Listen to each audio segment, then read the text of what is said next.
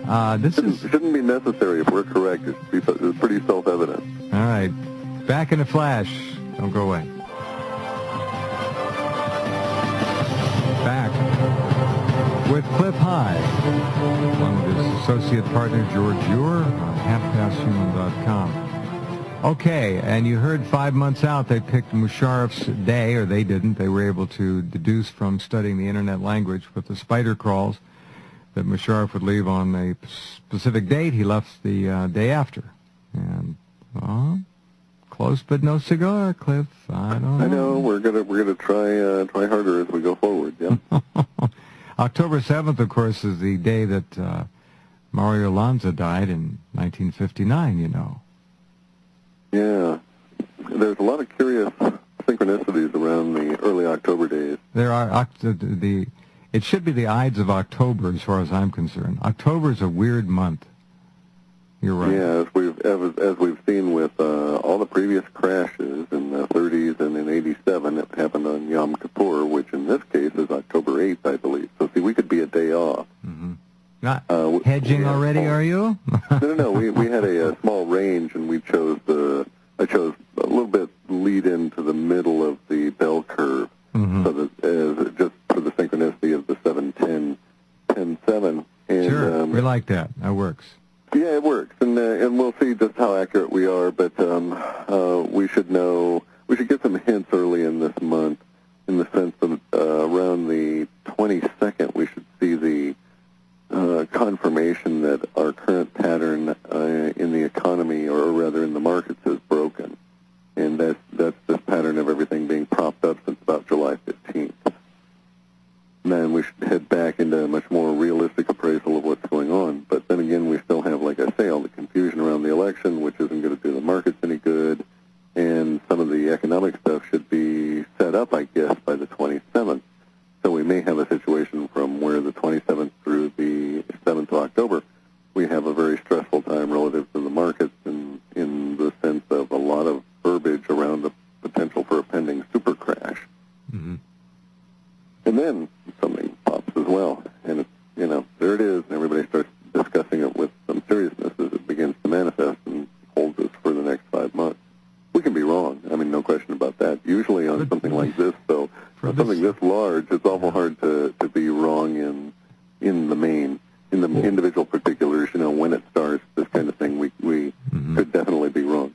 This again is I guess we could call it precognitive, as simple a term as that is, but it's the universal mind, the collective unconscious, the superconscious mind of living energy, whatever. And it's just remarkable to think about this and the past successes that they have had. For nothing to happen, and I'm not saying that it's going to be anything we recognize now, we even could guess, we don't know. But there's just too much energy, all focused. And we haven't been being led or propagandized or programmed October surprise, any more than usual. No, that's actually relatively low, I think. I think you're right. So this is being read at a different level by the collective unconscious and being reflected in the language on the net. And the language, again, that you've picked is literally October 7th, correct? I mean, that's correct. That's correct. The phrase. Correct. And it's interesting because we not only have it as a stated day. So let me explain some terms. If we have an emotion, we might label that emotion as fear. But when we have that same emotion that is is written out, we call that bespoke, in the sense that that person bespoke the word fear, and it's not merely our interpretation. And we're getting this as a bespoke word in the sense that it would appear that in the future there will be words within the global media stream, articles written which reference October 7th, the same way we do with, for instance, the 7/7 bombing in London. I'm not saying a terrorist attack or anything, mind you. I'm merely stating how we memorialize or convert to an archetype the specific days. So we do believe that everybody will recognize at some point that it was October 7th that this all began. Now, it could be that we're looking at something, because we've had the language for a lockdown and this kind of a deal, we could be looking at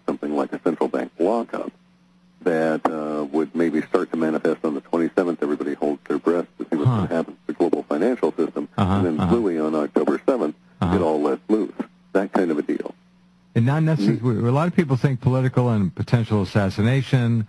Right. That's a logical thing, and there is an overlay there that works.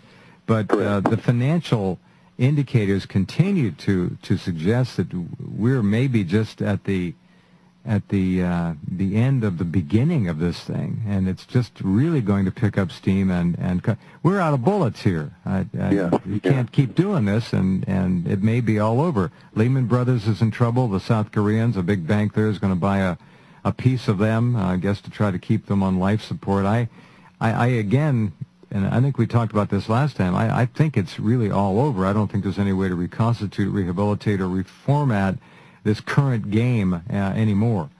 It does appear that that's the case. We also have a lot of indications in our work that we're going to hit a period of the absolute collapse of, quote, consumer spending in the U.S., probably hitting us in mid to late November with such a vengeance that it's pretty much the death of the consumer-based society at that point, and that's when we begin to really get into transformation.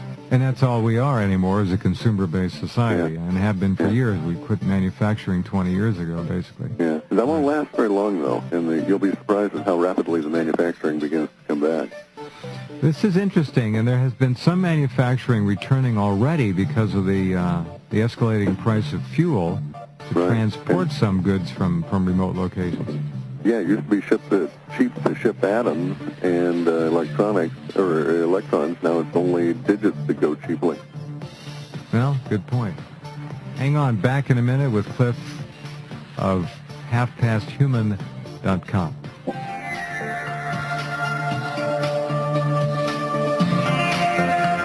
Hi, back with Clif.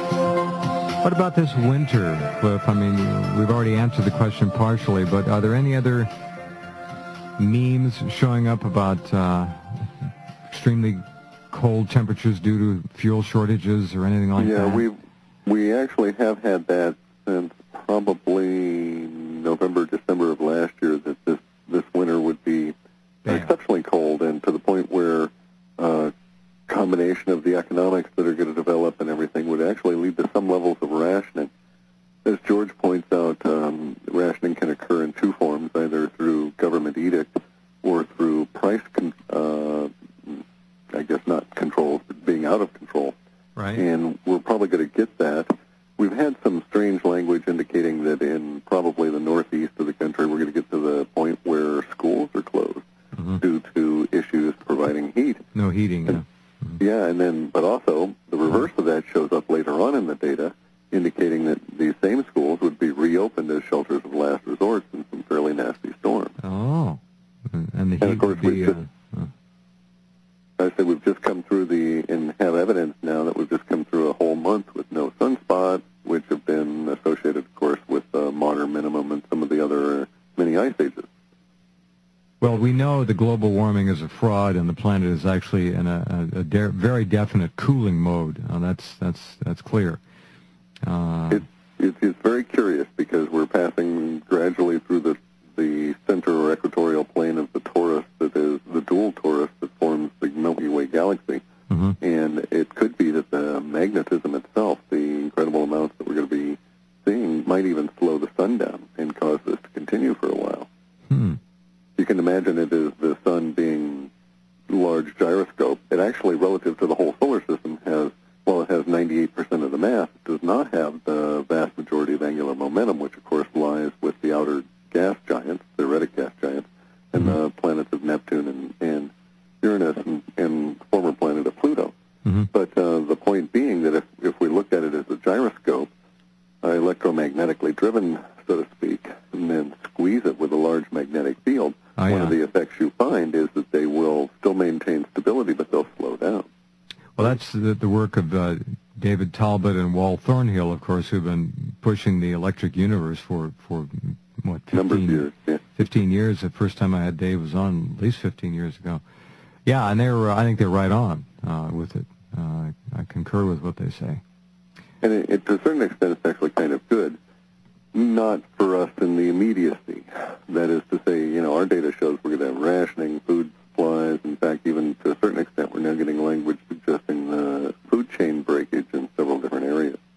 including fisheries and some land-based things, such perhaps we won't have the grain harvest that are expected next year by some serious fractional reduction, say a third or a fifth, something like that. Well, you know the bizarre thing about all that, Cliff, Yeah. and you know this, is that America's largest export is agriculture.